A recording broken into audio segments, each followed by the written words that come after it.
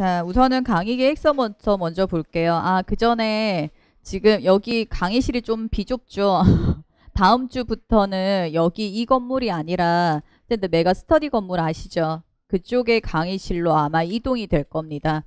그래서 그쪽은 가면 강의실 자체가 넓을 테니까 아마 좀 바로 옆에 따다다닥 안 붙고 이렇게 한 명 건너 한 명 이 정도 앉을 수 있는 그게 될 거고, 첨삭까지도 그쪽에서 아마 진행이 될 겁니다. 그리고 자세한 사항 같은 경우에는 지금 아직 학원이 조율을 하고 있기 때문에 그 강의실 뭐 배정하고 이런 거는 아마 전체 문자로 아마 다시 갈 거예요. 아마 다음 주부터는 그쪽에서 진행을 할 예정입니다. 자, 그리고 자, 강의 계획서부터 먼저 보시면요. 자, 우선은 7, 8월 영역별 모임이 아니란 9, 10월 영역별 모의고사 같은 경우에는 지금 총 7주차로에 걸쳐서 이루어지게 됩니다.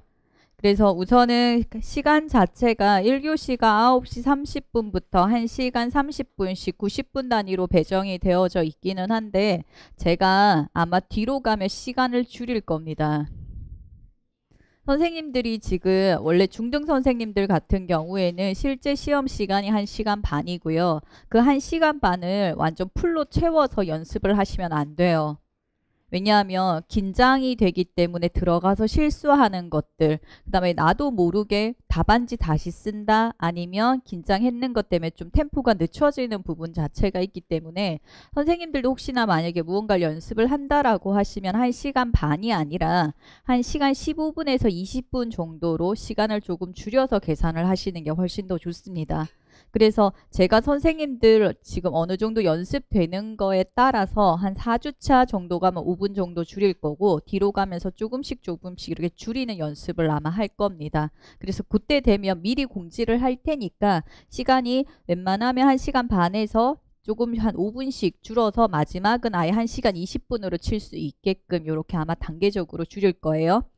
그 다음에 1, 2교시 시험을 친 다음에 답안지를 동시에 같이 제출해 주시면 됩니다.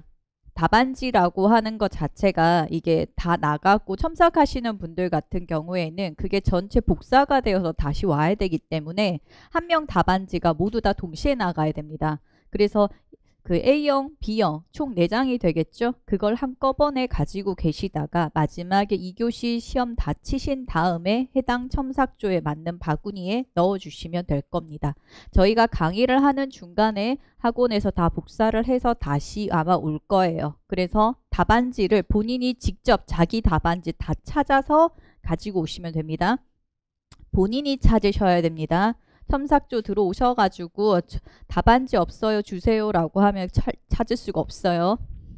자, 그 다음에 강의 시작은 웬만하면 2시부터 거의 다 이루어질 거고, 그 다음에 첨삭 시간 자체가 5시부터 시작이 되기 때문에 한 4시 한 40분에서 50분 요 사이에 아마 강의는 마칠 겁니다. 그 다음에 주차별 범위가 1주차부터 7주차까지 나와 있습니다. 그래서 요 해당 주차에 맞는 문제 자체가 들어갈 겁니다. 그리고 참고로 이 주차별 범위의 영역만 정해져 있고 책이나 뭐 이론서나 이런 거 자체는 정해져 있지 않는데, 여기에서는 이제 9, 10월 같은 경우에는 선생님들이 앞에 기출을 많이 보셨다라고 전제를 하고, 그 다음에 거기서 조금 확장시킬 수 있는 범위, 이런 식으로 묻기 때문에 무조건 강론을 근거해서 문제를 출제를 합니다. 그래서 선생님들이 가지고 계시는 강론, 이론서 모두 다 봐오시면 될 겁니다. 그리고 뒤에 문제를 풀시면서 아마 오늘 문제 같은 경우는 통합 시각이기 때문에 쉬워서 거의 다 쓰셨을 것 같기는 한데, 백지로, 그러니까 내가 모르는 문제가 나올 확률이 이제 점점 높아질 겁니다. 그러니까 나는 공부를 했는데 잘 기억이 안 난다라고 하는 부분도 있을 테고요. 어떤 부분 같은 경우에는 나는 생전 처음 본다라고 하는 부분도 있을 겁니다. 어떻게든 답을 쓰시기 바랍니다. 선생님, 이제부터는 모의고사라고 생각을 하지 마시고 내가 시험장 들어가서 어떻게 하는 것을 미리 연습한다라고 생각을 하시는 게 좋아요. 생각하는 것보다 쌤들 내용에 대한 모의고사가 아니라 시험 치는 것 그 자체에 대한 모의라고 생각을 하시는 게 더 좋을 것 같습니다. 그래서 선생님들이 지금 답 쓰고 시험 시간을 대강 시험을 치시는 분들, 열심히 치시는 분들, 끝까지 악착같이 다 쓰시는 분들 이렇게 다양하게 좀 나누시는데요. 그게 시험장 가면 고스란히 똑같이 나타납니다. 그래서 가장 경계해야 되는 것 자체가 몰라서 백지입니다. 몰라서 빈칸 놔두는 거. 근데 어떠한 일이 있어도 빈칸은 소수점이라도 부분 점수를 맞을 확률이 절대 없습니다. 근데 모든 문제는 아니에요. 모든 문제는 아니고 어떤 몇몇 문제 같은 경우에는 부분 점수라는 게 생길 수밖에 없는 문제들이 있습니다. 채점자가 3명이기 때문에 모두 채점자, 자 우선은 점수가 채점이 되는 기준은 이렇게 됩니다. 제가 알고 있는 기준으로는요. 우선은 의미가 맞아야 됩니다. 문맥이라고 하는 거 있죠. 그게 맞고요. 키워드가 포함되어져야 됩니다. 자, 선생님들 키워드가 먼저가 아니고요. 문맥이라고 하는 거, 문제 파악했는 요지에 맞게 우선은 그 패턴대로 썼느냐, 그게 먼저고요. 그 다음에 거기에서 필요로 하는 키워드가 포함이 되어져야 됩니다. 자, 그게 정답 기준이 되고요. 채점이라고 하는 거는 한 문제당 3명이서 채점을 합니다. 그래서 채점자 A, B, C가 있겠죠. A한테 1점, 그 다음에 B한테도 1점, 그 다음에 C한테도 1점. 이렇게 되면 총 3점을 받았죠. 3명이 채점자니까 나누기 3 이런 식입니다. 그래서 3명 다한테 1점씩 받았으면 1점으로 채점이 되는 거고 어떤 한 분한테는 채점이 안 됐다. 그럼 총 2점을 받았죠. 2명한테만 채점이 됐으니까 총 3으로 나눠서 0.6667. 한 명한테만 채점이 됐다. 0.33 이러한 식으로 나오게 됩니다. 그러니까 뭐라도 적어야지 어떤 사람한테는 채점이 될 확률 자체가 생길 수가 있다라는 겁니다. 그래서 몰라도 적으십시오. 혹시나 부끄러워하지 않을까 이렇게 생각을 하실 수가 있는데 어차피 선생님 이름 거기 안 나옵니다. 그리고 알면 어떻습니까? 그 사람이. 어떻게든 내가 맞아보겠다고 발버둥 치는 건데. 그래서 지금 빈칸을 만들기 시작을 하고 조금 모른다고 남겨놓고 이렇게 되면 악착같이 쓰는 연습이 잘 안 돼요. 그래서 생각하는 것보다 답 쓸 때는 잘 쓰는 것도 중요한데 알던 모르던 간에 악착같이 쓰는 게 훨씬 더 중요합니다. 그래서 기입형이라도 몰라도 만드십시오. 그래서 이제부터 신조어가 출연을 하기 시작을 합니다. 새로운 학문을 막 만드세요. 상관없어요. 어차피 그 학문이 다른 사람한테 전파될 것도 아니고요. 누구한테 큰 웃음을 한번 주고 흘러갈 거기 때문에 상관없습니다. 그래서 어떠한 일이 있어도 백지 남겨놓지 마시고 다 쓰시기 바라요. 그게 첫 번째입니다. 자, 그 다음에 주차별 범위는 여기에 맞게 이렇게 가시고 추석이 있어도 쉬는 거 없습니다. 그래서 그냥 전체 다 진행이 될 예정이고요. 그 다음에 우선은 뒤에 보시면 법과 교육과정 부분 자체가 아마 나올 겁니다. 그래서 해당 주차별로 참고로 교육과정과 법은 첨삭은 하지 않습니다. 지금 첨삭을 하면 참 답답해져요. 저도 사람인지라 몇십 명 거를 계속 백지를 보면 참 화가 나거든요. 그렇기 때문에 우선은 쌤들이 요 범위에 맞게 공부를 하셔도 되고 아니면 본인의 계획대로 하셔도 전혀 상관은 없습니다. 근데 어쨌든 지금 문제를 드릴 테니까 요거 자체를 내가 아는지 모르는지 자체는 확인은 한 번씩 해보시되 그 다음에 법 같은 경우에는 2018년 2월 11일 개정된 부분까지 아마 포함이 될 예정입니다. 그리고 교육과정 같은 경우에는 쌤들이 외우시는 일명 빵꾸 뚫는 형태 있죠. 빈칸 형태로 문제가 제공이 될 예정이고요. 그 다음에 법 같은 경우에는 OX 문제로 나갈 겁니다. 그래서 문항 자체가 오늘 보셨죠? 안 보셨습니까? 저기 그래도 양심상 눈으로 보긴 보잖아. 안 풀어도 그죠? 그래서 보셨으면 문장 자체가 나와 있고 이게 맞다 틀렸다라고 하는 것으로 나오기 때문에 이게 빈칸보다 훨씬 더 어려운 문제 유형입니다. 그래서 법이라고 하는 것 자체는 요즘 그냥 빈칸 뚫어서 외우는 걸로 끝나는 것 자체가 아니라 이것이 어떠하다, 그 다음에 어디에 활용이 된다라는 것까지 자세히 하셔야 되기 때문에 아마 진이형으로 계속적으로 나갈 겁니다. 자, 자, 그 다음에 우선 첨삭 자체가 어떻게 이루어지는지 좀 자세하게 설명을 드려야 될 것 같아요.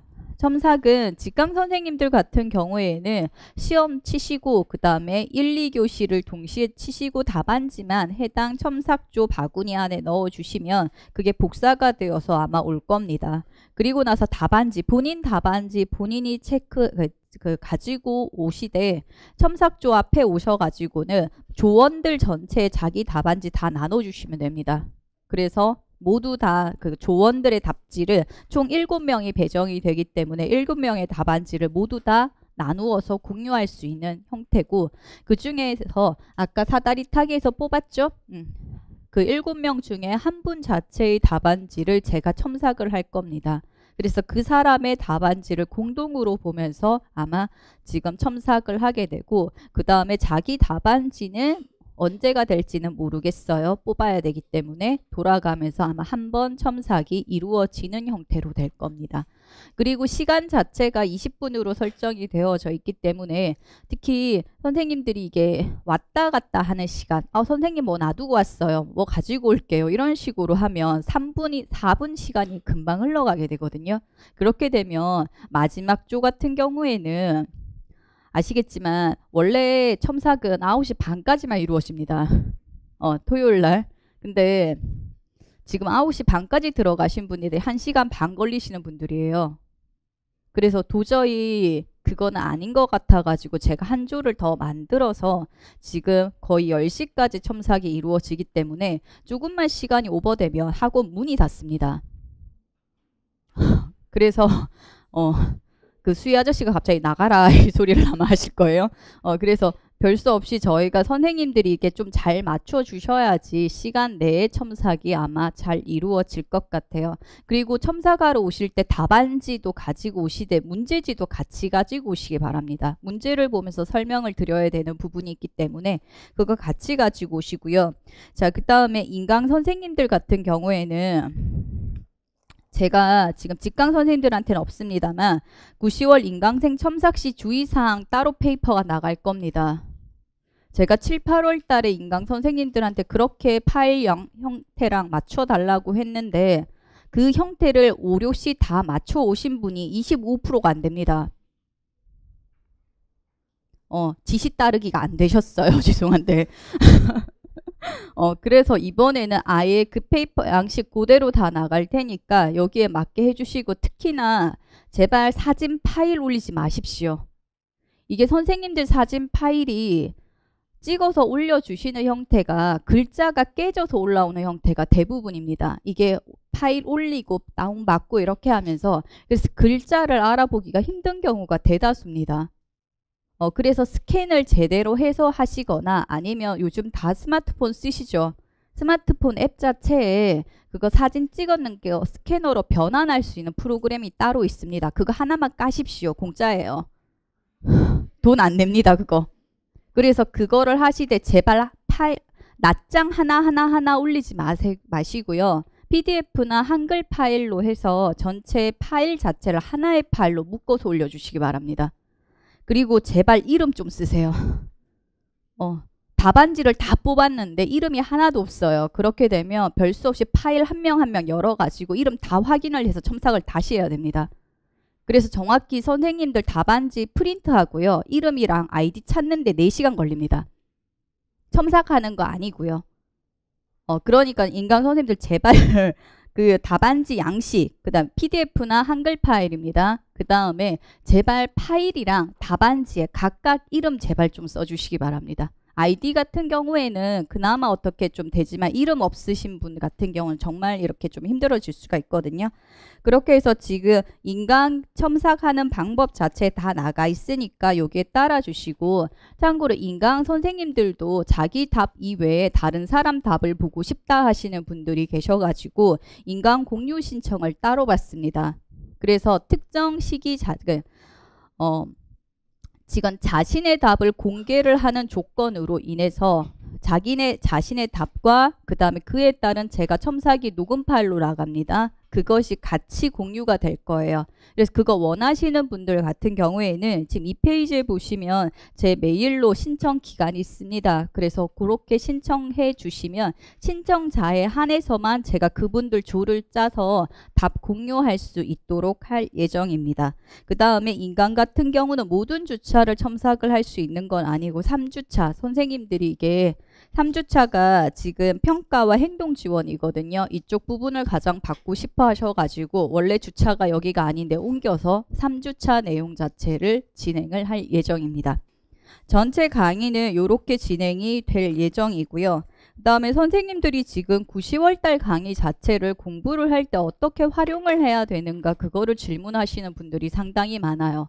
이걸 예습을 해야 됩니까? 복습을 해야 됩니까?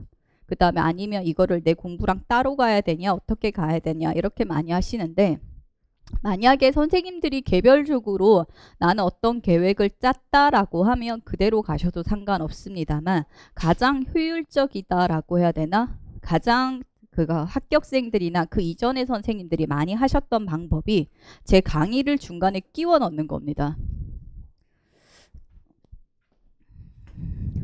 보통 강의는 토요일날 진행됩니다. 토요일을 한꺼번에 묶는 이유는 토요일날 첨삭을 받으시는 분들도 일요일날 쉬시고요. 일요일날 첨삭 받으시는 분들은 당연히 토요일날 쉽니다. 마지막까지 좀 이래요. 그래서 여기가 보통 선생님들이 토일을 묶어서 강의, 그 다음에 첨삭, 그 다음에 조금 더 하신다라고 하면 답안지 받았던 거 있죠. 우리 조언의 답. 그거 같이 훑어보면서 아 이거 잘 썼다 못 썼다 약간 복습하는 형태. 정확히 문제 복습만 이루어지는 게 토일 정도가 이루어집니다. 그리고 저는 항상 금요일만 하루만 보라라고 했는데 선생님들이 금요일 하루로 안 된대요. 목금. 어쨌든 문제를 지금 풀어야 되고 그 다음에 이게 기출보다 조금 더 확장된 범위로 문제가 나오다 보니까 선생님들이 미리 공부를 하고 오셔야 되는 형태가 좀 될 겁니다. 그래서 목요일날 한 오후부터 금요일까지 미리 공부를 해 오시는 겁니다. 미리 공부를 하실 때는 선생님들 기출 먼저 보셔야 됩니다. 지금까지 기출문제 분석을 하셨거나 아니면 문제지를 그냥 보셨거나 어쨌든 자기가 기출을 봤던 형태가 있을 겁니다. 특히나 기출 달랑 한번 보신 분들 그걸로 기출 풀었다라고 할 수가 없어요. 문제 자체의 답만 봐야 되는 게 아니라 근거, 조건, 그 이외에 나머지 다른 문제화되지 않았던 것까지 보려고 하면 생각보다 좀 걸립니다. 그래서 기본적으로 기출 문제 자체가 각각의 영역에서 어떻게 나왔다, 어느 방향으로 나왔다라는 거, 그 다음에 마인드맵까지. 마인드맵이 없으신 분들 같은 경우에는 자기가 기존에 많이 보셨던 자료들 있죠. 그거 한 번 정도는 보고 오시는 게 좋습니다. 그리고 나서 아마 강의 이걸 시험을 치고 나면 선생님들이 제일 짜증나 하는 게 그겁니다. 모르는 문제 틀린 거 가지고는 별로 괜찮아요. 모르니까 외우시면 됩니다. 물론 그걸로도 스트레스는 받아요. 근데 제일 문제가 내가 뻔히 안다라고 생각을 했는데 틀리는 문제가 문제입니다. 그래서 우선은 선생님들이 지금 일요일부터 월, 화, 수 자체잖아요. 자, 월, 화, 수 자체에서 먼저 체크를 하셔야 되는 게 그겁니다. 내가 정말 잘 아는 거. 그게 뭐냐 하면 내가 처음부터 여기에 복습을 하면서부터 미리 알고 있던 거. 그 다음에 답도 잘 나왔던 거. 이거를 체크를 해야 되는 게 이거는 지금 보고 안 보시기 때문에 11월 달 가서 혼란을 줄 수가 있는 내용이 됩니다. 선생님들이 지금 당연히 다 아는 문제인데요. 나중에 되면 용어 자체가 헷갈려요. 그렇기 때문에 지금 기입형으로 문제가 나왔을 때 실수가 상당히 많이 나타날 수 있는 문제가 됩니다. 그래서 그 문제를 체크하시고 제일 짜증나는 게 뭐예요? 안다고 생각을 했는데 답이 나오지 않는 거. 그거는 쌤 미안한데 모르는 문제입니다. 우리는 눈으로 봐서 아는 거는 아는 게 아니고요. 내가 아무것도 보지 않고 백지 인출이 다 되는 것까지 그것만 보셔야 됩니다. 그래서 내가 안다고 생각을 했는데 제대로 하지 못했던 거, 이런 거는 내용 자체가 어렵다라고 하는 부분도 있는데 다른 걸로 따지면 내 머릿속 인지 구조에 정확하게 포함이 안 된 문제다라고 생각을 하시면 돼요. 그래서 그런 분들 같은 경우에는 제일 먼저 보셔야 되는 부분들이기 때문에 또 체크를 해 두시고, 그 다음에 생전 처음 보는 거 있죠. 어떻게 하다 보면 있을 겁니다. 자, 그렇게 되면 그거는 선택을 하십시오. 내가 지금 공부할 수 하는 범위 안에서 이거를 더 플러스를 해서 가지고 갈 수 있을까 없을까. 왜냐하면 이제는 다 봐야 되는 시점, 물론 다 보면 좋습니다. 근데 다 보게 되면요, 다 제대로 못 보게 되는 결과가 벌어져요. 그래서 별 수 없이 내가 견딜 수 있는, 내가 처리할 수 있는 부분 자체의 한계를 어느 정도 정하셔야 되거든요. 그런 식으로 해서 이걸 내가 가지고 갈 것이다 말 것이다 정하십시오. 그런 식으로 해서 범위 자체를 정하게 되는 겁니다. 자, 그렇게 해서 여기에서 뭐가 이루어지셔야 되냐 하면, 선생님, 여기 처음 시작에 뭐가 이루어지셔야 되냐 하면 그게 들어가셔야 됩니다. 백지인출. 자, 처음 시작의 백지인출이라고 했습니다. 외워서 치는 거 아니고요. 내가 시각에서 아무것도 공부를 안 하고 어디까지 쓸 수 있는가 확인을 하셔야 돼요. 그게 내가 정말 순수하게 아는 겁니다. 보고 쓰는 거 다 필요 없어요. 내가 모르는 겁니다. 그거는. 그런 식으로 해서 지금 그 백지 인출을 했는 거, 그 다음에 공부를 한 뒤에 지금 복습이라고 하는 공부를 다 한 뒤에 다시 인출을 합니다. 요거랑 차이가 나겠죠? 당연히. 이거 똑같으면 큰일 나는 거예요. 자, 그래서 이거 인출하는 거, 그 다음에 인출을 하고 나면 어떻게 돼요? 빠진 게 분명히 있겠죠. 그거 플러스 알파를 합니다. 자, 그리고 나서 얘를 다 합쳐서 다시 하나로 다시 정리합니다. 세세한 내용까지는 다 정리를 못할 수가 있어요. 근데 내가 어느 정도 들어가야 된다라고 하는 거, 그 정도. 그래서 문장을 고스란히 쓰지 마세요. 특히 강론서나 이론서에 있는 문장을 그대로 쓰기 시작을 하면 우리가 외워야 돼요. 그거는. 근데 그게 아니라 내가 머릿속으로 생각을 했을 때 알고 있는 개념이 이거고, 이거를 표현하기 위해서 이러한 단어가 들어가면 표현할 수 있어 라고 하는 대부분의 어느 방향이나 키워드 같은 것들이 있을 겁니다. 그 정도만 쓰시는 거예요. 모든 문장 고스란히 다 못 씁니다. 이제는. 그러면 아주 빨리 반듯한 글자로 쓸 수 있는 능력을 가지신 분들은 가능할 수 있는데 보통 없거든요. 그런 식으로 한 장을 다시 만들어요. 그리고 얘가 뭐가 될 것 같아요? 마지막 내 서브노트가 될 겁니다. 선생님들 지금 서브노트를 가지고 계신 분들 같은 경우에는 상반기부터 서브노트를 만드신 분들은 아마 이론서 두께 이따만한 걸 가지고 계실 거예요. 죄송한데 마지막에 그거 다 못 봅니다. 눈으로는 볼 수 있어요. 3일, 4일 걸리죠. 한 3일 걸립니다. 두꺼운 거. 근데 우리는 3일 보는 게 중요한 거 자체가 아니고요. 시험 들어가기 직전에 2시간 이내에 다 보고 들어갈 수 있는 자료가 필요해요. 그래서 핵심 내용이 들어가고 키워드가 딱 들어가고 그거 근거 있죠. 키워드나 아니면 핵심 방향 요거만 보고 내가 전체 내용을 떠올릴 수 있는 키워드와 관련된 것만 있으면 됩니다. 그냥 눈으로 다 봐야 아는 게 아니란 말이에요. 그래서 그거 자체를 만들어야 되는데 전체 내가 복습했는 걸로 한 장 만드시기 바랍니다. 그리고 나서 이제 중요한 거는요. 쌤들이 지금까지는 어떻게 공부를 하셨냐 하면 시각장애 봅니다. 청각장애 봅니다. 지적장애 봅니다. 그리고 나서 이게 쭉 다 돌고 나면 2달 걸렸어요. 시각장애 한 개도 생각 안 나죠? 내가 공부했었던 기억은 납니다. 그죠? 자, 그런 형태가 벌어지기 때문에 이제부터 이 한 장짜리가 되게 중요하게 돼요. 얘로 이제 모든 게 다 이루어질 겁니다. 자, 그리고 여기에서 그러면 다 안 들어가면 어떡해요? 라고 하는데 아직 쌤 많이 더 봐요. 빠진 거 있으면 다음에 또 채우고 또 채우고 또 채우고 하면 됩니다. 그래서 우선 내가 정리했는 것을 기반으로 지금 그냥 요일이 아니라 순서만 쓸게요. 그 다음에 이런 식으로 순서가 들어가잖아요. 복습을 이렇게 합니다. 첫날 시각장애를 했죠. 처음. 한 주 시각장애 했습니다. 그 다음 둘째 주 청각을 하면서 시각장애 했던 걸 보고 들어갑니다. 그 다음에 셋째 주 PBS 들어가면서 여기서부터 이렇게 들어갑니다. 누적 있죠. 하나, 둘, 셋, 넷 이런 식으로 들어갑니다. 자, 그러다 보면 시각이 어느 순간 질릴 거예요. 그리고 연달아 보게 되면 어느 순간 되게 자동화가 잘 돼요. 그렇기 때문에 이제 얘를 미룹니다. 그래서 내가 잘 안 되는 거 누구겠죠? 학습장애겠죠. 걔를 먼저 가지고 와야지.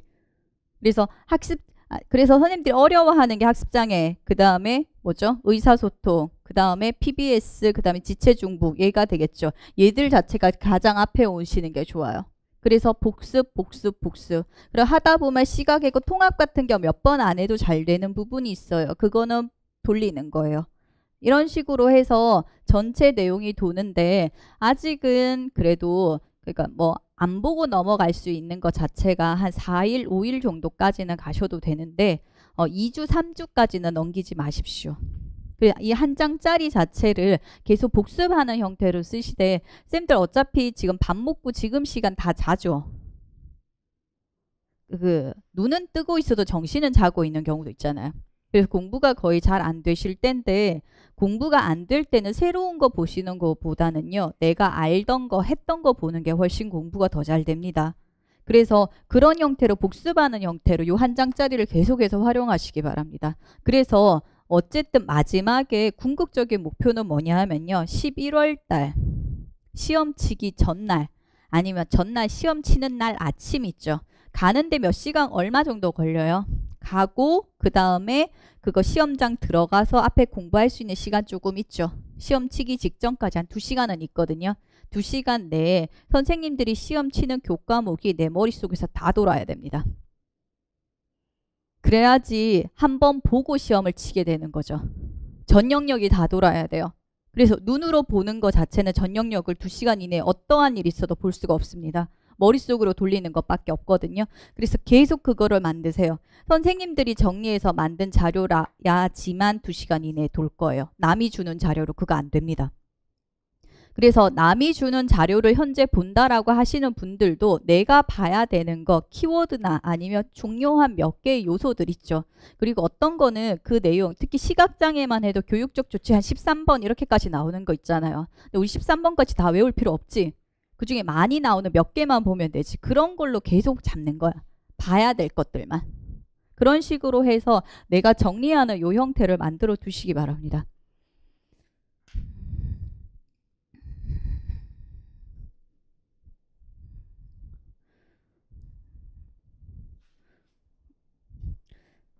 왜 갑자기 마인드맵 만들고 서비노트 만들려고 하니까 막 하세요?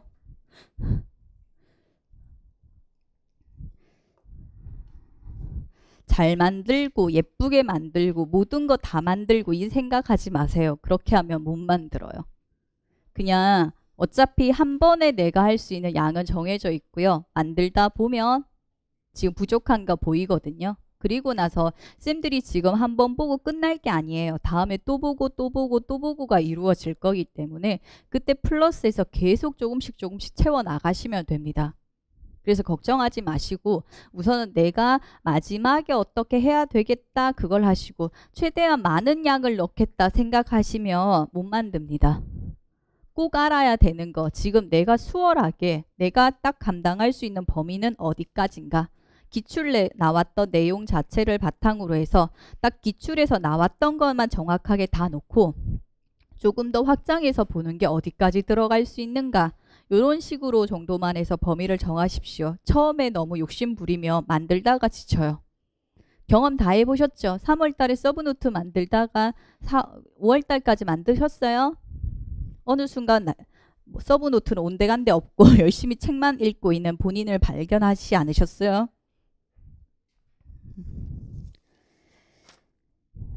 자, 그래서 마지막에 내가 무엇을 어떻게 할 거다라는 생각을 하시면 지금 어떻게 해야 된다라고 하는 게 조금 보이실 겁니다. 그리고 9, 10월 달의 초점 같은 경우에는 제가 내용을 확장시키는 부분도 있기는 하지만 어떠한 내용이든지 쓸 수 있으셔야 됩니다. 저희는 채점이 되는 것 자체가 내 머릿속에 있는 것 자체가 아니라 내가 답안지에 쓴 내용입니다. 그래서 어떠한 내용이든지 쓸 수 있도록 해야 되는데 외우는 게 초점이 먼저가 아니라 문제를 읽는 것 자체가 초점이 되셔야 됩니다. 문제를 읽고 내가 알고 있는 내용 중 문제에서 묻는 게 어느 것을 묻는가라고 하는 생각을 많이 하시기 바랍니다. 그렇게 되면 문제에서 요지 파악이 쉬워지시면 내가 외우고 공부해야 되는 부분의 핵심 이런 걸 찾아내실 가능성이 훨씬 더 높아져요. 키워드를 찾기가 훨씬 더 수월해지실 겁니다. 자, 중간중간에 필요한 부분들 있으면 더 이야기를 해 드릴 거고, 그 다음에 문제를 오늘 몇 번 푸셨습니까? 한 번 풀고 나가셨습니까? 아, 2교시는 어쩔 수 없어요. 배가 고프니까. 근데 웬만하면 문제는 3번 이상 푸시는 게 좋습니다. 아, 최소로 풀어야 되는 횟수가 3번이에요. 쌤들이 생각하는 것보다 2번까지 풀었을 때는 내가 읽으면서 틀린 문제를 잘 못 찾아냅니다. 혹시 합격생들한테 들으신 적 없어요? 시험치 그거 답안지 제출하기 직전에 문제 틀린 거 알아서 다시 고쳐서 냈다. 그게 생각보다 되게 많거든요. 처음 보고 처음 문제를 풀 때는 우선은 내가 이 문제가 무엇인지 몰라요. 맞잖아요. 아직 문제를 경험을 해본 적이 없기 때문에. 그래서 그 문제와 내가 관련된 거 있죠. 내가 아는 것과 관련된 거 그거를 다 써놓게 됩니다. 그리고 이 문제를 답을 알면 너무 기뻐요. 모르면 힘들고요. 뭐지 이렇게 어쨌든 임용이잖아. 그래서 그걸 답을 알면 되게 기분이 좋기 때문에 나도 모르게 내가 알고 있는 내용에 문제를 끼워 넣는 경우가 있습니다. 그리고 2번째 같은 경우에는 어떻게 되냐 하면 내가 답을 아까 뭐라고 A라고 만약에 썼잖아요. 그거 내가 아까 답을 A라고 썼다라는 기억이 있어요. 그걸 바탕으로 문제를 다시 읽게 돼요. 그렇게 되면 웬만한 문제가 거의 다 끼워져 들어갈 수가 있습니다.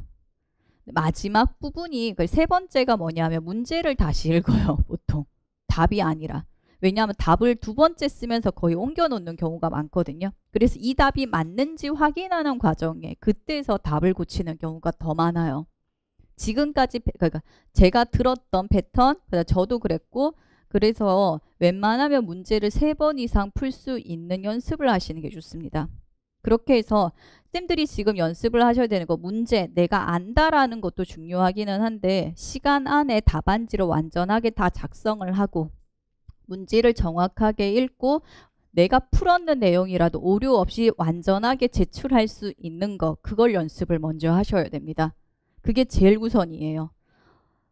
작년에 이런 경우 작년도 아니고 매년 1명씩은 넘게 있는 것 같아요. 중등 같은 경우는 마지막 논술형이 10점입니다. 아시죠? 근데 시간 못 맞춰서 아니면 어려운 문제 있죠. 중간에 어려운 문제가 있고 논술이 쉬웠다 이렇게 되면 중간에 어려운 문제 풀다가 시간이 모자라서 논술을 풀지 못했다. 이런 식으로 해서 논술 10점 날리신 분들이 더러 있습니다. 근데 논술이 쉬우면 나도 답을 다 아는 거거든요. 10점을 그대로 날아가게 되는 거예요. 그렇기 때문에 문제는 전체 다 보고 오류 없이 보고 내가 풀었는 거 자체를 다 써서 내는 거 있죠. 제출할 수 있는 거. 그게 가장 먼저 하셔야 됩니다. 내가 지식적인 부분을 채워넣건 안 채워넣건 그건 나중이고 그 다음에 형식적인 부분 자체를 먼저 맞춰주셔야 되는 부분들이 조금 있어요.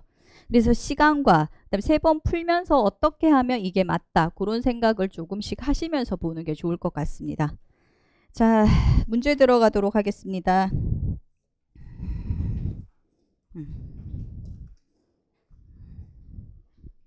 자, 1번입니다.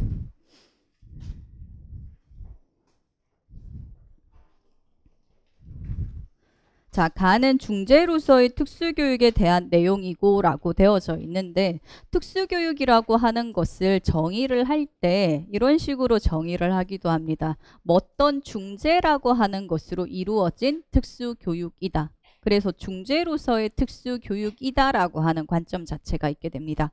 자, 그중에 거기에 관한 내용이고 나는 기억에 들어갈 내용을 설명을 해 놓은 것이다. 가에서 설명하고 있는 중재로서의 특수교육의 명칭을 쓰고 기억에 들어갈 용어를 쓰시오.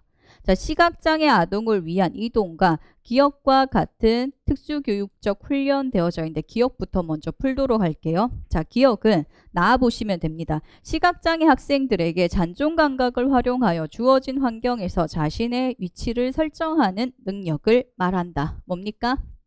방향 정의에 대한 내용이죠. 자, 그래서 기억은 우선은 방향 정의 자체가 됩니다. 자, 그 다음에 시각장애 아동을 위한 이동과 그 다음에 방향 정의와 같은 특수교육적 훈련 또는 보조장치와 같이 장애가 없는 사람들에게는 필요가 없는 것을 제공하는 중재를 말한다라는 겁니다. 이걸 우리는 보상적 중재라고 말을 하게 됩니다. 쌤, 보상이라고 하는 게 우리 쪽에서는 어떤 의미로 쓰입니까? 보상이라고 하는 거. 자, 여기에 해설을 보시면 예방적 중재, 교정적 중재, 보상적 중재 이렇게 나올 겁니다. 예방이라는 말은 어떤 겁니까? 1차 예방, 2차 예방, 3차 예방 들어보셨죠? 그거 자체를 말을 하는 겁니다. 자, 그리고 1차 예방이라고 하는 것은 아예 위험 요소 자체가 나타나지 않도록 하는 거. 2차적 예방은 위험 요소는 가지고 있으나 그것이 발현되지 않도록 하는 것이고요. 3차적인 것은 장애를 가지고 있으나 그것을 최소화하기 위한 것을 말하게 됩니다.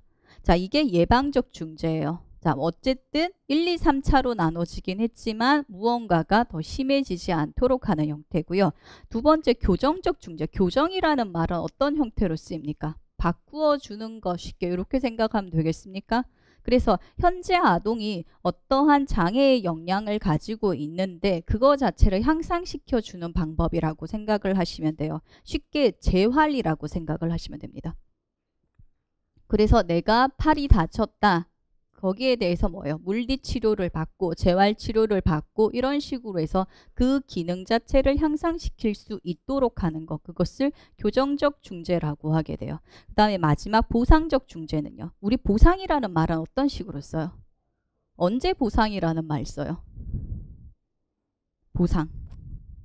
제일 많이 보상 쓰는 게 어디예요? 교통사고 났을 때 사람이 다쳤다. 아니면 조금 안 좋은 뭐 그런 사고가 있었다. 그렇게 되면 뭘로 보상을 합니까? 돈. 자, 근데 그거를 따지면 이렇게 되는 거죠. 내가 잃은 것을 그거를 주는 겁니까? 잃었는 거는 뭐예요? 건강, 생명 이런 건데 그걸 줬어요? 안 줬어요? 그게 아니지. 다른 형태지. 똑같다라고 생각을 하시면 돼요. 보상적 중재라고 하는 것은 장애로 인해서 아동이 할 수 없는 부분이 있습니다. 근데 그거를 똑같이 해주는 게 아니라 다른 방식으로 채워주는 걸 말을 해요. 그게 보상적 중재라고 하는 것을 말합니다. 그래서 보상적 중재라고 하는 것은 첫 번째 줄 보시면 장애인이 장애에도 불구를 하고 과제를 수행할 수 있도록 대체 기술을 교수하는 것을 말한다라는 겁니다. 자, 그래서 교정적 중재는 손이 사용한 불편한 뇌성마비 아동에게 손의 사용 능력을 열심히 가르치는 쪽이에요. 보상적 중재는요. 손의 사용이 안 된다. 그러니까 다른 어떠한 보조 도구 같은 것을 써서 기능을 할 수 있도록 하는 것을 말하게 됩니다. 이것을 보상적 중재라고 하게 되는 건데 그러니까 장애가 없는 사람에게는 필요 없는 중재를 말하게 됩니다.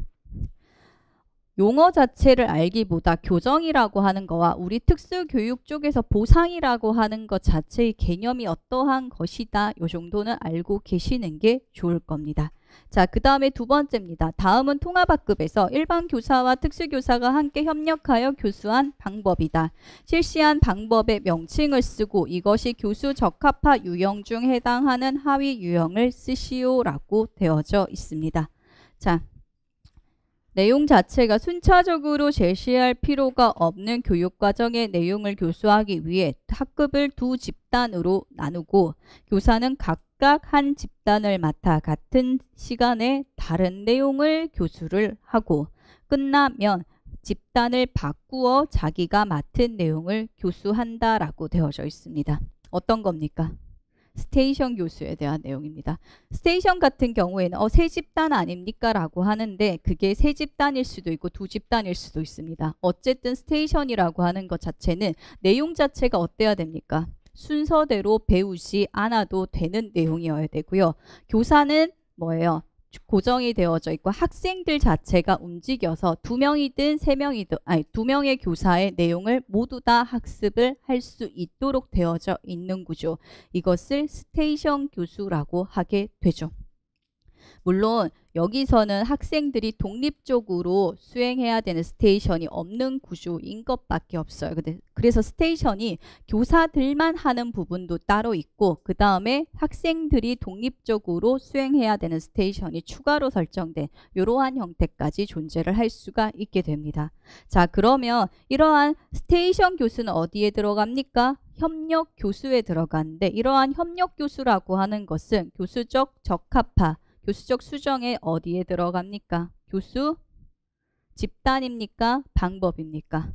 방법에 대한 수정. 교수 집단에 대한 수정은 어떤 집단만을 말합니까? 학생 집단을 어떻게 나누었느냐. 그래서 보통 협동학습이나 또래 교수와 같은 것들이 들어갈 수가 있다라는 겁니다.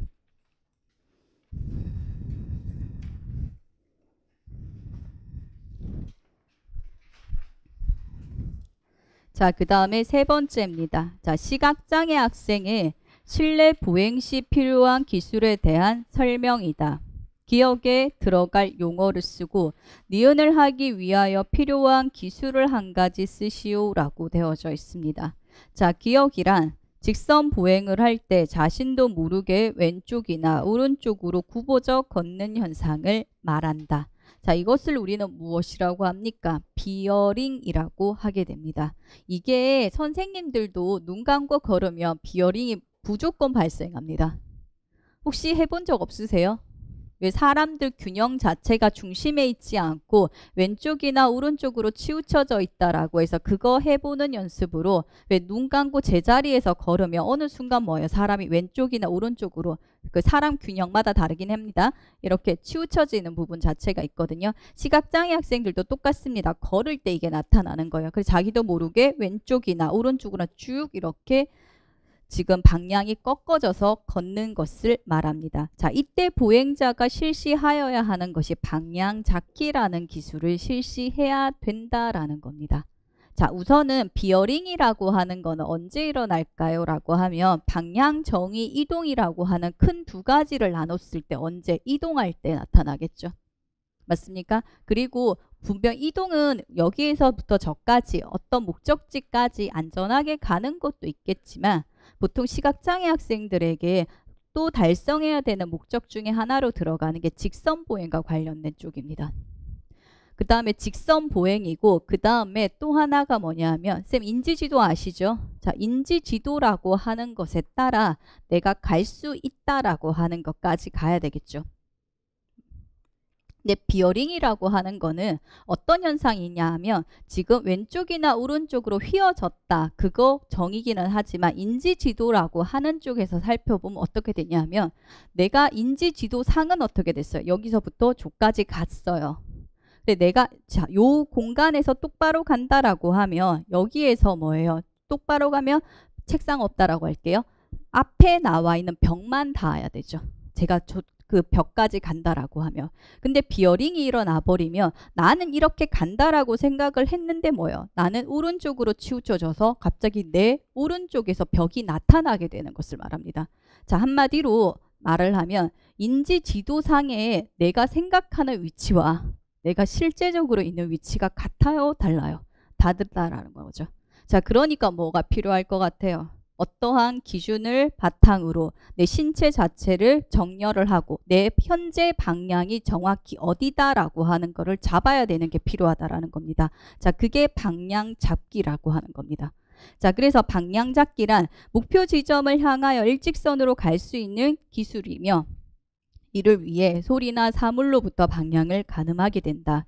이 훈련은 긴 복도나 인도의 중앙을 따라 걸으며 하되 훈련의 궁극적인 목적은 직선 보행이다라고 되어져 있는데 이 방향을 잡기 위해서 우리가 사용할 수 있는 기술이 어떤 겁니까? 중간에 나와요. 소리나 사물로부터 방향을 가늠하게 되는 것. 신체 정렬법이라고 합니다. 아마 신체 정렬법 대신 수직 정렬, 수평 정렬을 많이 써 놓으셨을 텐데 그것도 정답 처리는 하도록 하겠습니다. 근데 실제적으로 원래 그냥 명칭은 신체 정렬법 이렇게 되셔야 됩니다. 자, 근데 이게 이렇게 문제가 나오면 수월해요. 근데 이거랑 헷갈리는 게 뭐냐 하면 둘레파악법과 수직횡단파악법입니다. 만약에 여기에 OX 문제 있잖아요. 아니면 기역, 니은, 디귿, 리을 중에서 비어링이 나타났을 때 둘레파악비나 수직횡단파악법을 통하여 내 신체 위치를 결정을 한다. 이렇게 문제가 나오면 생각보다 그냥 넘어가는 경우가 굉장히 많습니다. 아까 제가 말한 둘레파악법이나 수직횡단파악법은 언제 쓰는 거예요? 친숙화 과정 명칭 말고 그게 어떤 걸 말합니까? 인지 지도를 그릴 때. 그러니까 공간에 대한 인지 지도가 내가 형성이 되어져 있습니까? 없습니까? 아직 없어요. 그러니까 뭐예요? 직접적으로 다 만져가면서 이것이 어떻다라고 세부적인 걸 내 머릿속 인지 지도를 만들 때 사용을 하는 게 친숙화 과정이에요. 그러니까 뭐예요? 여러 가지 방향 정의 요소를 모두 다 써서 이런 식으로 공간을 훑어가면서 공간에 대한 지시, 뭐예요? 인지 지도를 만들게 되죠. 자, 인지 지도를 만들었으니까 그 다음에 어떻게 돼요? 그에 따라 이동을 해야 되죠. 이동을 하면서 내가 길을 잃었을 때 쓰는 방법이 뭐다? 신체 정렬법이다. 아예 다른 부분이에요. 근데 두 개씩 나오는 거 쌍으로 같이 뭐 비슷하게 나오면 굉장히 헷갈리게 되거든요, 쌤들이. 자, 그 다음에 4번입니다.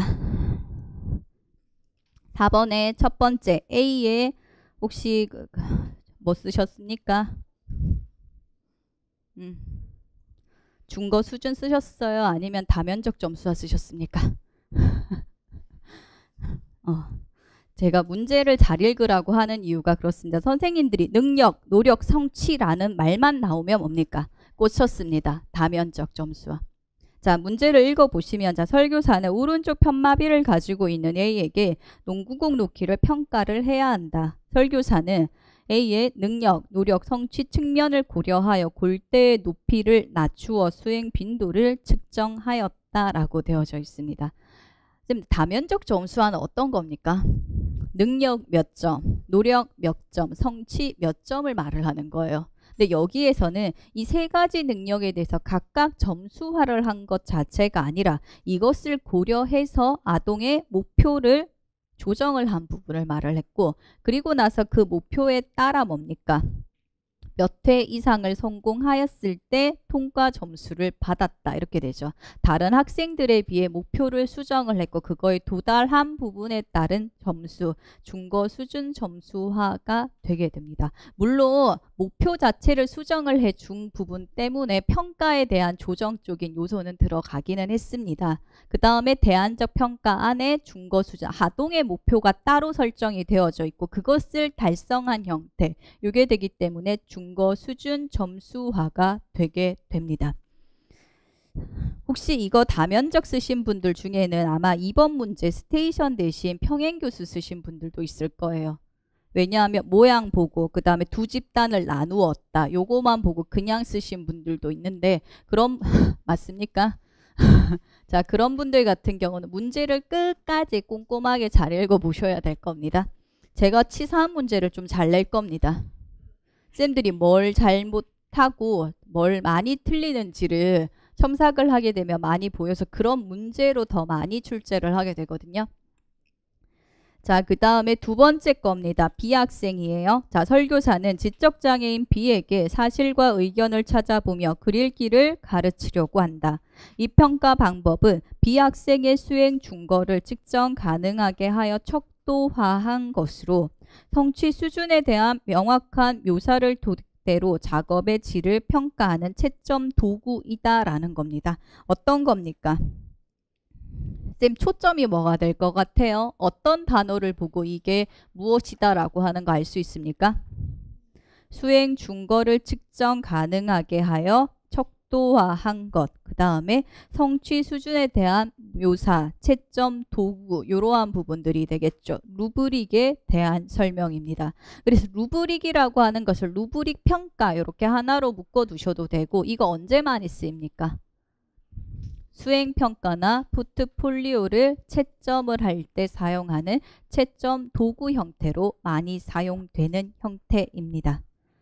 자, 여기에서 나와 있는 중거 수준 점수와 루브릭은 모두 다 어디에 들어갑니까? 대안평가. 뒤에 마지막 초등 교직 논술 문제 쪽에서 지금 평가 쪽을 다시 한번 훑어드릴 거예요. 그러니까 어쨌든 대안평가다라고 하는 유형이 있다라는 것만 알아두십시오. 자, 그 다음에 5번입니다. 중등쌤 문제는 없는데 해설이 있기 때문에 다 보는데 아무 문제 없습니다. 자, 5번입니다. 자, 다음은 학생 A에게 인지 지도를 촉진하기 위한 방법이다. 자, 기억과 니은에 들어갈 방법을 쓰시오라고 하는 겁니다. 자, 우리가 쌤 보행에서 보행을 두 가지로 나누면 어떻게 나눠져요? 방향 정의와 이동이라고 하는 걸로 나눠집니다. 방향 정의는 어떤 겁니까? 공간에서 자신의 위치를 설정을 하는 것이고 그 다음에 자기가 어디 있다, 어떻게 움직일 수 있다라는 방향을 아는 것이다. 이렇게 봐도 되겠죠. 자, 그걸 알려면 뭐가 필요해요? 궁극적으로 인지지도라고 하는 것 자체를 만들어야 된다라는 겁니다. 이동이라고 하는 요소가 들어가면서 물론 공간갱신이다라고 하는 부분도 들어가기는 하는데 어쨌든 방향정의라고 하는 거에서 가장 궁극적인 목적 같은 것이 뭐다? 인지지도를 형성을 해야 되는 것이다라는 겁니다. 인지지도가 어렵다라고 하면 눈 감으시고 이 공간에 대한 위치적 정보, 여러 가지 정보가 다 떠오르는 그림 같은 거 있죠. 그거라고 생각을 하시면 되거든요.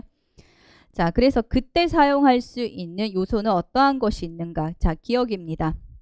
자, 교육생이 보행하는 과정 내내 자신이 생각하고 행동하는 것을 말로 표현을 하는 것이다. 누가 하는 겁니까? 교육생 자신이 보행하는 과정. 자, 한마디로 뭐 트레일링이나 뭔가를 따라가면서 뭐다? 벽이다. 그 다음에 이거는 뭐가 어떻다. 내가 지금 하는 과정 전체 다를 말을 하는 것. 이것을 자기 대화라고 합니다. 자, 이걸 통해서 무엇을 할 수 있을 것 같습니까? 혼자 말하지 않겠죠. 옆에 누가 있을 것 같습니까? 교사가 있겠죠. 자, 학생이 말을 하는 것을 교사가 듣고 그것이 맞다, 아니다. 그래서 무엇이 정확하다, 아니면 교정이 되어야 하는가 자체를 알 수 있도록 하는 것이 자기 대화와 관련된 겁니다. 자, 그 다음에 니은입니다. 자, 니은이란 보행 지도사가 교육생의 보행 과정을 말로 진술을 하는 것이다. 자, 학생이 따라가면서 느껴지는 것, 그 다음에 인지한 것 자체를 누가? 교사 자체가 말을 해주게 됩니다. 그래서 교육생이 자신의 움직임이나 신체 언어를 자각하지 못할 때, 한마디로 뭔지 모를 때 있죠. 나도 손으로 만졌는데 뭔지 모르겠어. 누가 알려줘서 이건 이거구나, 이거구나 알아가는 과정, 이것을 평행대화라고 하게 됩니다. 잘 헷갈리실 일은 없겠지만 혼잣말 기법, 평행적 발화 그거랑 헷갈리시면 안 돼요. 자, 그 다음에 6번입니다. 지금 요 문제 같은 경우에는 제가 문제를 어떻게 출제를 했냐라고 하면 이번 2018년 기출문제에서 나와 있는 걸 그대로 따와서 제가 301호, 305호만 고쳐놓은 겁니다. 시각장애 문제 있죠. 거기에 점자 노선도가 아예 문제가 조건에서 출제가 된 게 있습니다. 물론 관로 안에 트레일링을 한다. 이런 조건은 문제화한다고 제가 없애놓은 건데 제가 그 말씀을 해드리는 이유는 선생님들이 여기 기출문제 그게 나왔어 라고 하는 표정들이 대부분이에요. 제가 문제 조건을 보라고 하는 이유 자체가 그렇습니다. 제가 생각을 했을 때요. 문제 자체가 이런 식으로 나올 수 있을 것 같아요. 학생이 어디에서 어디까지 움직인다. 그때의 지금 뭡니까? 어떠한 노선도. 노선도는 어떻게 해야 된다가 나오죠. 그때 학생이 필요로 하는 지금 방향 정의의 요소들 같은 거 쓰시오. 그 다음 이때 어떤 것을 필요로 하고 이때 교사는 무엇을 가르쳐야 한다라고 하는 것까지 연결이 될 수가 있는 형태입니다. 자, 그렇게 됐을 때 자, 다음은 중도 실명한 학생의 보행 훈련을 위한 점자 노선도이다. 기억에서 사용할 수 있는 이동 기술과 방향 정의 요소를 쓰시오.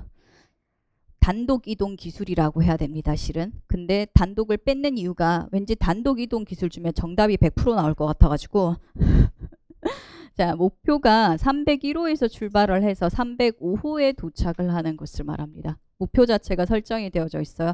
자, 그때 301호에서 출발을 하게 됩니다. 그 다음에 4개의 교실 문을 지나가고 그 다음에 바닥에 점자 블럭이 밟히면 우회전 후 15보를 직진을 하면 305호에 입장을 할 수가 있다. 이런 과정이에요. 자, 기억해 보시면 4개의 교실의 문을 지나가는데 이때 이동 기술 어떻게 이동하면 되겠습니까? 지팡이 없이 간다라고 하면 트레일링 따라가는 게 좋겠죠. 그 다음에 4개의 교실 문을 지나간다. 이게 저는 환경규칙의 일반화까지 정답 처리할게요. 번호 체계와 지금 환경규칙의 일반화 요거를 정답으로 했는 게 선생님들 방향 정의를 할 때 우리도 그렇죠. 보통 아파트나 교실 체계 같은 경우에서 보면 자 아파트 할게요. 301호 옆에 뭐 있습니까? 302호, 그 다음에 303호, 304호. 그래서 내가 목표를 잘 보셔야 돼요. 1호에서 5호로 간다라고 하는 게 뭐예요? 4개를 지나야 된다. 그러니까 4개의 교실 문을 그냥 지나갔다라고 하는 거죠. 한 개 한 개 확인할 필요가 있어요? 없어요? 없다라고 하는 거. 그래서 번호체계, 환경규칙의 일반화를 활용을 했다라고 하는 부분을 의미하게 됩니다. 이런 식으로 지금 과정 안에서 내가 어떠한 요소를 어떻게 써야 한다라고 하는 이런 형태 연결이 될 수가 있을 겁니다.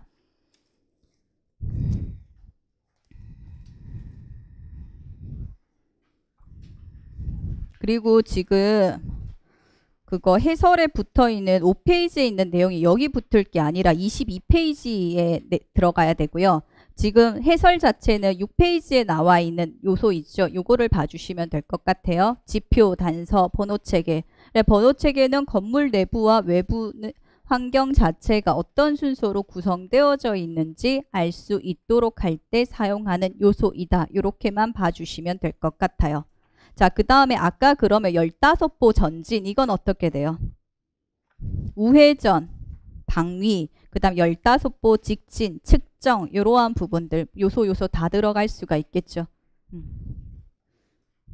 아니면 301호에 어디에서 출발을 했다라고 하는 것 자체가 위치에 대한 것을 알 수가 있다라고 하면 아니 소화전이다. 이거는 어떤 부분의 옆에 있는 것이다. 이렇게 되면 랜드마크 뭐 가다가 어떤 소리 그 다음 여러 감각적인 요소 들어갔으면 단서 그래서 가는 과정에 아동이 사용했던 게 어떤 요소이다라고 하는 거를 다 생각을 해보세요. 자, 그 다음에 7번입니다. 자, 다음에서 설명하고 있는 또래 교수의 유형을 쓰고 이 교수법을 장애 학생에게 적용하였을 때 가장 큰 장점을 한 가지 쓰시오라고 되어져 있습니다. 자, 학급 전체를 2팀으로 나눈다. 자, 가급적 경쟁 체제를 도입해서 서로 경쟁을 벌이도록 하고 팀별로 2인 1조가 되어서 서로 또래 교사와 학습자의 역할을 하면서 모든 팀에게 동일하게 주어진 과제를 수행한다라고 되어져 있습니다. 여기 초점 자체가 뭘 것 같아요? 학급 전체라고 하는 거죠. 학급 전체가 팀으로 나누어져 있으나 그때 튜터, 튜티 자체가 전체 다 연결되어져 있다. 요거를 찾아내시면 됩니다. 팀이 안 되는 게 2인 1조라고 하는 부분 자체의 힌트가 있게 됩니다. 그래서 전학급 또래 지도 아니면 CWPT 사용을 하시면 되고 얘의 장점은 뭘 것 같아요? 팔스 이런 거랑 다르게 CWPT 자체의 장점은 우리 반 전체가 또래 교수화 되어져 있다라고 하는 거죠. 그래서 각 학생의 실제 학습 몰두 시간을 늘릴 수 있는 방법입니다. 선생님들도 보통 그렇지 않아요? 가만히 혼자 있는 것보다 여기 전체 다가 스터디가 짜여져 있습니다. 그래서 특정 시간에는 스터디에서 그 스터디끼리 뭔가 협의가 이루어져야 되고 무언가를 해야 되고 해야 되는 부분 자체가 있어요. 물론 점수화하는 부분까지도 포함을 하고 있죠. 그러니까 혼자 가만히 있으면 지금 여기도 이게 정신이 조금 나갔다 오신 분 있으시죠? 지금? 갑자기 왜 7번 하고 있는지 모르겠을 때 있잖아요. 나는 분명히 3번까지는 기억이 나는데. 그런 게 아니라 누가 옆에 있으면 어떻게 돼요? 계속해서 수업이 이루어질 수밖에 없잖아요. 그 부분 자체를 의미합니다. 그래서 지금 6페이지에 해설 6페이지입니다. 해설의 세 번째 줄 보시면 가장 큰 장점이 각 학생의 실제 학습 몰두 시간을 늘릴 수 있다는 점이다 라고 하는 겁니다. 약간 쌤들 그 협동학습의 동시다발적 상호작용 혹시 기억나십니까? 원리 어떤 거예요? 동시다발적 상호작용이 우리 교실 전체에서 봤으면 여러 군데서 일어난다. 그러니까 어떤 장점이 있어요? 학생마다 상호작용할 수 있는 시간이 비약적으로 늘어날 수가 있게 되는 거죠. 교사가 한 명 한 명 돌아가면서 하는 것보다 그 집단 내에서 상호작용이 이루어지기 때문에 뭐예요? 한 명당 상호작용할 수 있는 기회나 이런 것 자체가 많아지게 되죠. 그 상호작용이 무엇을 말합니까? 학습이 이루어지는 것을 말을 하죠. 얘도 그런 쪽이라고 생각을 하시면 될 겁니다. 그래서 기본적으로 뭐다? 수업에 참여하고 몰두할 수 있는 시간, 기회 자체가 많아진다라고 하는 겁니다. 자, 그 다음에 8번 문제입니다. 자, 가는 시각장애 학생 A의 특성이다. 나는 학생 A에게 제공할 교수법이다. 자, 빈칸에 들어갈 알맞은 용어를 쓰시오라고 되어져 있습니다. 안구가 무의식적이고 빠르게 반복적으로 움직인다. 뭡니까? 안구 진탕을 의미를 하죠. 빠르게 움직이는 거니까 진동시로 인한 심한 어지럼증을 호소한다. 진동시가 뭘 것 같아요? 시가 뭐예요? 보이는 거. 그러니까 진동시라고 하면 물체가 떨려 보이는 증상. 그것을 진동시라고 말을 하게 됩니다. 안구 진탕에 대한 내용입니다. 요즘은 알다시피 어떠한 병명을 직접적으로 주지 않아요. 그거의 특성이나 나머지 어떠한 다른 형태로 주고 이것이 어떠한 질병이다라고 하는 걸 알고 그에 따른 교육적 조치, 요것이 연달아 연결이 되셔야 됩니다. 자, 안구의 불수의적 움직임으로 읽기 활동에서 글줄을 잃어버리는 현상을 보이면 무엇을 사용하도록 한다. 뭐 쓰셨습니까? 타이포스코프. 그 다음에 비슷한 게 지금 해설에 보시면 라인 가이너 되어져 있는데 오타고요. 가이드라고 하는 게 있습니다. 라인 가이드. 지금 7페이지 타이포스코프의 밑에서 네 번째 줄 보시면 있을 겁니다. 타이포스코프와 비슷한 기능을 하는 것이 라인 가이드가 있다.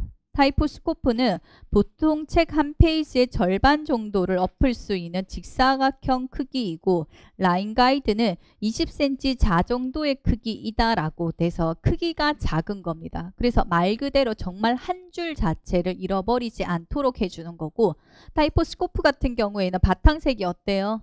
검정색이고 이렇게 대비 이런 것까지 됐는데 라인 가이드 같은 경우는 그건 없습니다. 정말 줄 잃어버리지 않게끔 한 줄 한 줄 찾을 수 있게 되는 요 형태인 것밖에 없어요.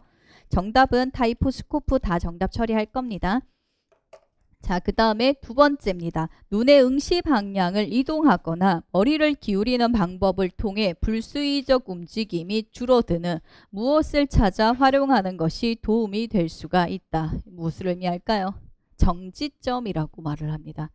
안구 진탕이라고 하는 것 자체가 쌤들 그거는 아시죠? 초점을 맞추기 위해서 머리를 돌리거나 몸을 비틀거나 했을 때 꾸중하면 된다 안 된다? 안 된다. 왜 몸을 비틀거나 눈을 어떻게 해도 가만히 놔둬야 돼요? 아동이 초점을 맞추기 위한 거. 그래서 흔들림이 없이 눈이 그나마예요. 무조건 고정이 되진 않거든요. 그나마 고정을 할 수 있는 부분 자체가 있게 되는데 그것을 정지점이라고 하는 용어로 쓰게 됩니다. 그럼 이걸 찾기 위해서 아동이 자세를 어떻게 한다? 자신이 원하는 방향으로 몸을 기울이거나 머리를 돌리거나 한다. 이런 식으로만 연결을 해 주시면 될 겁니다. 해설은 6페이지에 나와 있으니까 조금 더 보시면 될 거고 특히 뭐 다른 내용 자체는 별로 없어요. 자, 그 다음에 조금만 더 하다가 쉴게요. 저희가 지금 요번에 쉬는 시간을 갖고 나면 그거 5시까지 그냥 쭉 따라서 해야 되고 쉬는 시간이 중간에 한 번밖에 드릴 수가 없거든요. 그래서 조금만 더 하고 쉴게요. 자, 9번입니다. 다음 가는 김교사가 실시한 협력적 접근이고 나는 니은에 대한 설명이다. 이며 다는 김교사가 다른 전문가와 협력하여 실시한 교육 진단이다. 기업과 니은의 적절한 명칭을 쓰고 니은의 장점을 한 가지 쓰시오. 또한 나가 아니라 다로 고치셨죠? 다의 교육적 진단의 명칭과 장점을 쓰시오라고 되어져 있습니다. 자, 우선은 가 갈게요. 자, 이것의 진단은 팀 구성원들 간의 의사소통과 협력을 최대화하기 위한 노력으로 개발된 방법으로 다른 접근들보다 더 가족 중심적인 역할을 강조한다. 자, 이것의 진단은 팀의 구성원들이 진단과 교육 계획에 함께 책임을 지고 참여하게 되지만 아동에게 주어지는 교육 서비스는 가족과 주 서비스 제공자에 의해서 행해진다라는 것이다. 뭐로 나올 수 있습니까? 초학문적 팀이라고 하는 부분이 나오셔야 되겠죠. 키워드가 뭐가 됩니까? 주 서비스 제공자라고 하는 것도 있고요. 네 번째 줄에 뭐 있습니까?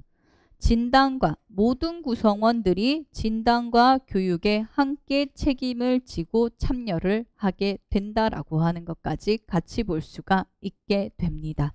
가족이 중심이 된다라고 하는 것도 되기는 한데 간학문적부터 가족이 포함은 되게 되고요. 중심적인 부분으로 떠오르는 것이 초학문적부터다라고 생각을 하셔도 될 겁니다. 특히나 이 팀 모델의 특징은 전문 영역 간에 서로 정보와 기술을 공유하는 것이다. 그래서 직접적 중재 접근을 사용하는 다학문적, 간학문적 모델에 반해 해당 팀 모델은 간접적 혹은 무엇을 사용을 한다라고 되어져 있습니다. 자, 우선 기억은 초학문적 팀 접근이고요. 그 다음에 나에 대한 겁니다. 자, 니은에 대한 들어갈 말인데 언어치료사가 아동의 국어 시간에 새로 배운 단어를 익힐 수 있도록 도와준다. 자, 이게 좀 짧게 되어져 있는데 어떻게 도와줄 수 있을 것 같아요? 직접적으로 같이 포함되어졌다라고 하는 부분이 들어가야 됩니다. 자, 그래서 니은에 들어갈 것은 자, 우선은 초학문적 팀 모델에서 제공하는 중재 자체는 간접적 중재, 그 다음에 통합적 중재라고 합니다. 왜 간접적 중재라는 말이 들어갑니까? 전문가가 직접적으로 아동에게 중재를 제공을 하는 것이 아니라 주 서비스 제공자를 통해 역할 전이가 일어나기 때문에 그렇기 때문에 간접적이라고 하고요. 니은에 들어가는 것이 바로 통합적 치료, 통합적 접근이라고 합니다. 이건 어떤 겁니까? 왜 통합입니까? 자, 통합교육이 어떤 겁니까?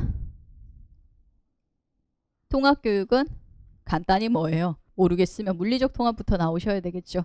같은 환경에서 아동들이 일반 아동과 장애 아동들이 같이 교육이 일어날 수 있는 것이다. 그래서 치료가 어디서 제공이 된다? 중재가 어디서 제공이 된다? 아동이 위치한 어디? 일반 학급 환경에서 이루어지는 것. 그것을 통합된 치료라고 하게 됩니다. 이러한 통합된 치료의 가장 큰 장점은 뭐가 됩니까?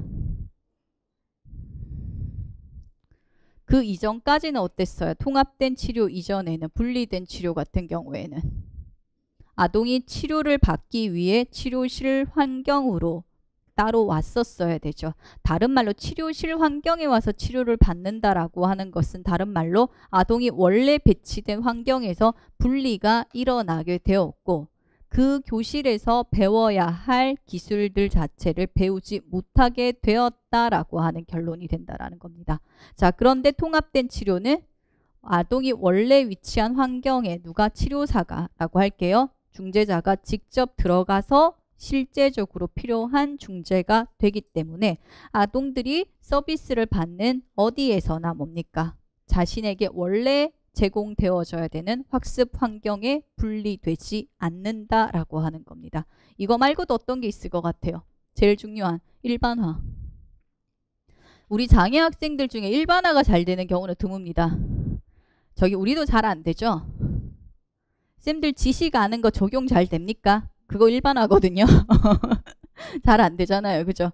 그러니까 우리 장애 학생들한테 더더군다나 안 되는 거예요. 근데 뭐예요? 원래 일반화가 되는 잘 되는 방법 중에 하나가 뭡니까? 실질적으로 그 기술이 사용되어져야 되는 환경 내에서 가르쳐라. 통합된 치료죠. 원래 내가 배워야 하는, 말해야 되는 단어 이러한 것이 어디? 원래 교실 환경에서 국어 시간에 같이 쓰이게 되면 실질적인 것을 같이 배우기 때문에 잘 될 것이다 라고 하는 부분이 있게 됩니다. 자, 그 다음에 그거 아니라도 지금 8페이지로 가시면, 해설 8페이지로 가시면 왼편에 아래쪽에 장점 있습니다. 그래서 학생들은 자신들이 서비스 받는 어디에나 학습 활동에서 빠지지 않게 된다. 그 다음에 두 번째가 일반화 내용이고요. 세 번째가 뭐냐 하면 학급의 다른 사람들은 이 전문가가 기술을 최대한 잘 반복할 수 있도록 장애 학생을 지원하는 방법을 보는 것만으로 도움을 얻을 수 있다. 이게 뭡니까? 아동을 지원하는 방법이 다른 사람에게 모델링 될 수 있다라는 거죠. 일반 교사들 같은 경우 우리 장애 학생들 다뤄야 되는지 압니까? 모릅니까? 몰라서 못하는 경우도 있습니다. 그거를 보고 뭐예요? 아, 이렇게 하는 걸 보고 저렇게 하면 되겠구나라고 하는 장애 학생들에게 중재를 제공할 수 있는 방법이 모델링이 될 수도 있다라는 겁니다.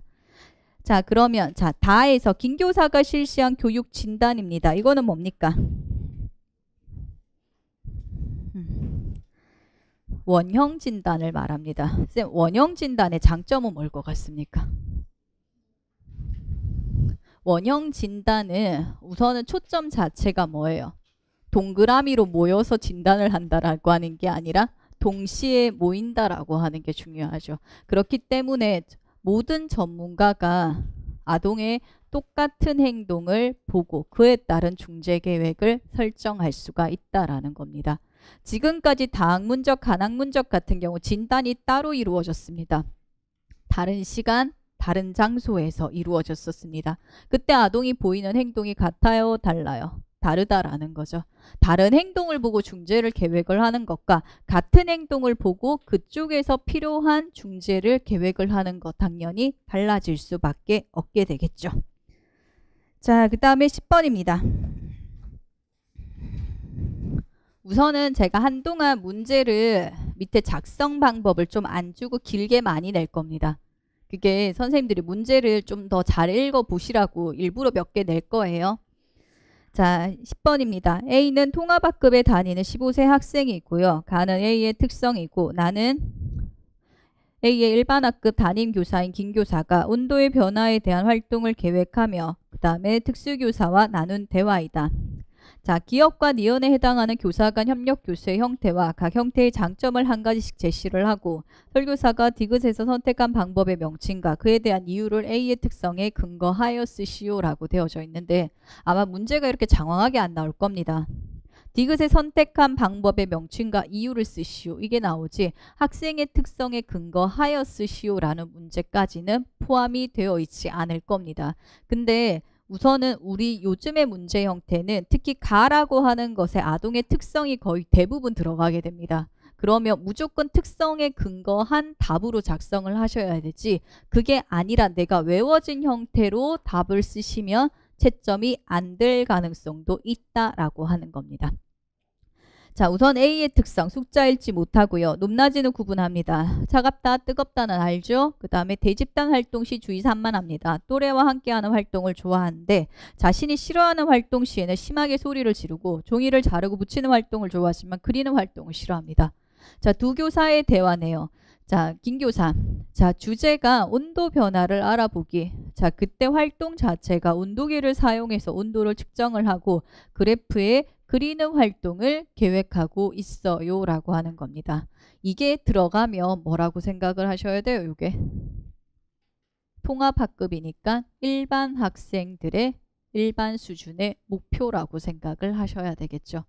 왜냐하면 특히 통합에서는 초점이 되는 것 중에 하나가 교육과정 재구성 쪽에 중다 수준, 중복교육과정 이러한 부분이 나오면 무엇과 무엇을 비교해야 됩니까?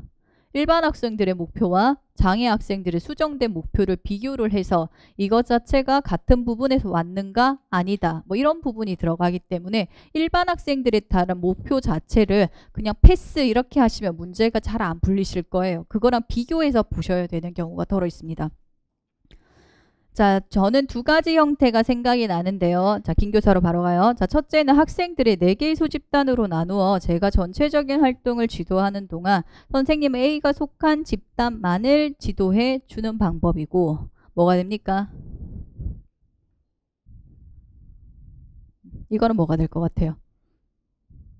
자, 그럼 둘째까지 읽을게요. 그럼 비교가 되실 거예요. 자, 같은 두 집단으로 나누어 선생님과 제가 동시에 활동을 진행하는 방법이에요 라고 하는 게 있습니다. 니은이 뭡니까? 평행교수죠. 정확하게 같은 집단, 같은 내용을 각각 교수하는 형태. 그러면 기억 자체는 뭐가 될까요? 4개의 소집단이 헷갈리실 텐데 소집단은 4개로 나누었는데 하나가 뭐예요? 전체 활동을 하고 그 다음에 A가 속한 집단만 따로니까 집단이죠. 따로 되는 거 뭐? 대안교수 쪽이 되는 형태입니다. 자, 그러면 지금 제 생각에는 둘 중에 어느 방법이 좋을 것 같아요? 자, 대안교수와 평행교수 중에 아동의 특성을 고려했을 때 어떤 방법이 좋겠다라고 하는 겁니까? 대안교수가 좋을 거다. 왜요? 대소집단만으로는 여기서 이루어질 수가 없습니다. 왜 소집단의 아동이 배치가 되어져야 됩니까? 현재 아동의 수준이 어때요? 제가 그러니까 일반 목표를 보라고 그랬죠. 일반 목표에서 무엇을 해야 됩니까? 온도 측정, 그 다음에 그래프 그리는 활동이 들어가야 됩니다. 현재 아동이 온도 측정할 수 있습니까? 없습니까? 없어요. 숫자를 읽지 못해요. 높낮이, 차갑다, 뜨겁다 이렇게 해서 온도라고 온도계라고 하는 거 이전에 차갑다, 뜨겁다, 선수기술 같은 것들은 들어갈 수 있으나 직접적으로 온도를 측정하는 활동할 수 있습니까? 없습니까? 할 수가 없어요. 그리고 또 하나 뭐가 들어갑니까? 그리기 활동 자체를 했을 때 아동의 문제 행동 자체가 굉장히 심해질 수 있다. 그래서 전체적인 수업을 따라갈 수 있어요? 없어요? 없어요.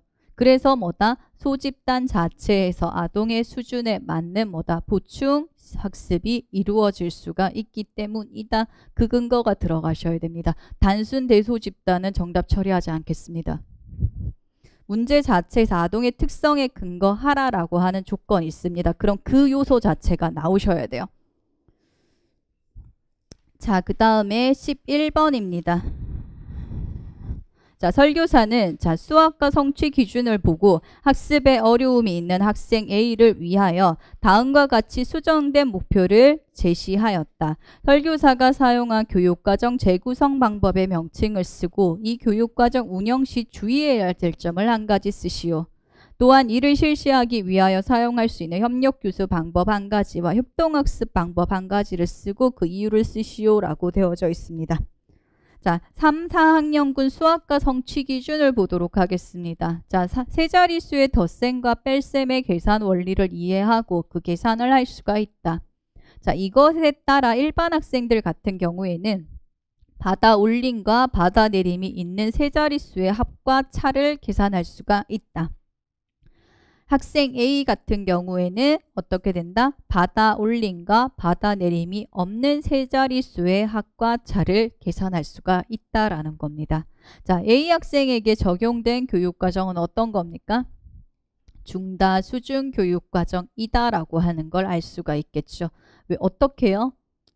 주제 자체가 특히 목표는 같고 그 안에서 학습해야 되는 내용이 수준에 따라 차이가 나는 부분을 의미하게 됩니다.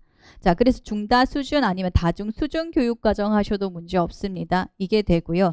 그럼 이것을 운영을 해야 될 때 주의점은 뭐가 될 것 같아요? 중다 수준 교육과정의 주의점. 자, 그게 해설에 지금 9페이지 왼편의 위쪽입니다. 밑에서 네 번째 줄 보시면 다중수준교육과정 운영 시 주의를 할 점은 성취 기준의 수준을 낮출 때 장애 아동의 실제적 수준보다 더 높은 수준, 즉 도전할 수 있는 수준으로 교재를 수정하여야 한다라는 겁니다. 쌤들, 목표라고 하는 건 어떤 거예요? 현재 할 수 있는 것을 말합니까? 아니면 현재 수행 수준을 바탕으로 해서 내가 앞으로 나아가야 할 방향을 말하는 겁니까? 나아가야 할 방향을 말을 해요. 근데 우리 쪽에서 가장 실수를 많이 하는 것, 특히나 중다 수준 교육 과정을 짤 때 가장 많이 실수를 하는 것 자체가 일반 학생들 기준에서 쉬운 걸 가르쳐요. 그냥 난이도 자체를 낮춰버려서 가르친다. 그걸 받아올림 있다 없다 이런 식으로 그냥 낮춰버리게 되는데, 그 낮춘 수준 자체가 아동이 할 수 있는 수준이면 뭐예요? 목표가 안 되지. 그래서 어쨌든 수준을 조정을 하는 부분이라도 뭡니까? 그게 아동이 앞으로 나아가야 되는 방향, 그것을 포함을 하고 있어야 된다라고 하는 겁니다. 지금 이게 문제 다 풀고 할게요. 자, 그 다음에 협력 교수는 어떤 거 쓰면 될 것 같아요? 여기도 앞에 문제랑 똑같긴 한데 대안 교수. 왜냐? 똑같은 내용 아니죠. 자, 그 다음에 그러면 협동학습은 뭐 쓰면 될 것 같아요? TAR. 왜요? 뭐가 초점이 됩니까? 아동의 개별화된 수준에 맞춘 자료를 사용을 한다. 자, 이거 뒤에 중다 수준하고 문제가 나와서 뒤에 하나 더 들어가 있는 게 있을 텐데 해설 15페이지 가세요. 지금 중다 수준 교육 과정이 생각보다 개념이 되게 넓거든요.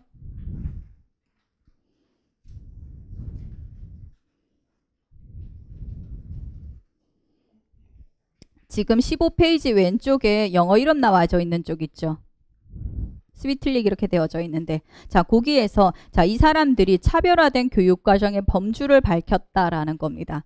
자, 첫 번째 교육과정의 조정은 교육과정의 내용이나 개념은 바꾸지 않고 수업의 전달 방법이나 학생들이 성취하기 위한 방법을 수정을 하는 것이다라는 겁니다. 자, 그래서 목표, 내용 이런 거 수정 하나도 없이 뭡니까? 전달하는 방식을 바꾸는 형태를 말합니다.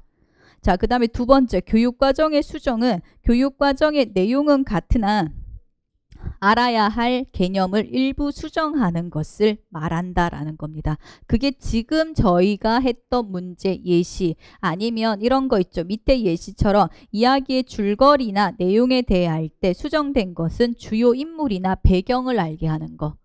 한마디로 달성하는 조건이 달라지는 것 자체를 말합니다. 자, 그 다음에 셋째, 병행 교육과정입니다. 내용은 같으나 배우는 개념에서 확실한 차이가 있도록 하는 것이다.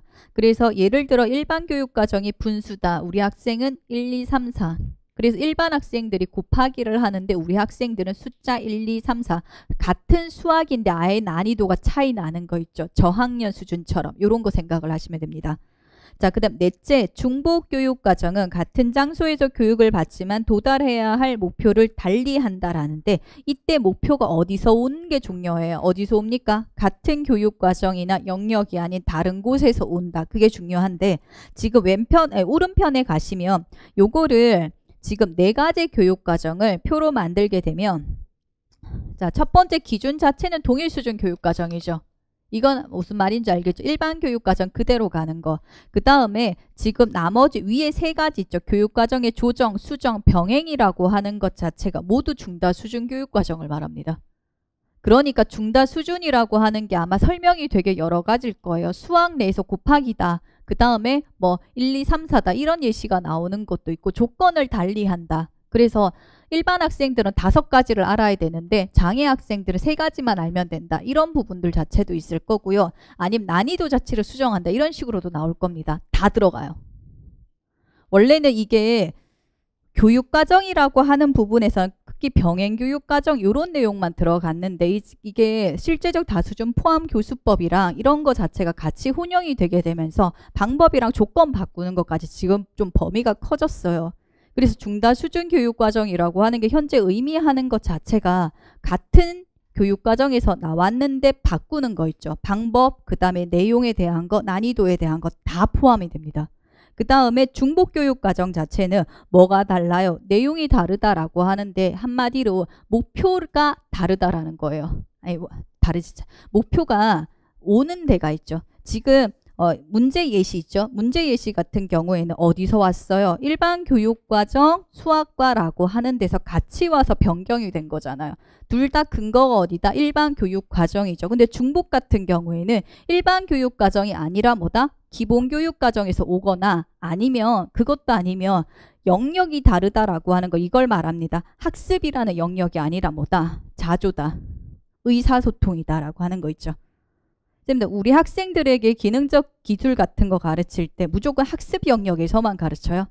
앉아있고 지시 따르는 거, 그 다음에 손 씻는 거, 그 다음에 질서 따르는 거, 이런 거 자체도 다 학생들에게 제공해야 되는 목표가 되는 거죠. 그건 학습 쪽이 아니라 어느 쪽에서 와요? 의사소통, 자조다, 직업이다, 이런 부분에서 오죠. 그런 것까지를 포함을 하는 겁니다. 자, 그래서 기준 자체가 아예 다르다라고 하는 거 알아두시면 될 것 같습니다. 여기까지 하고 쉬었다가 12번부터 쉬었다가 들어갈게요.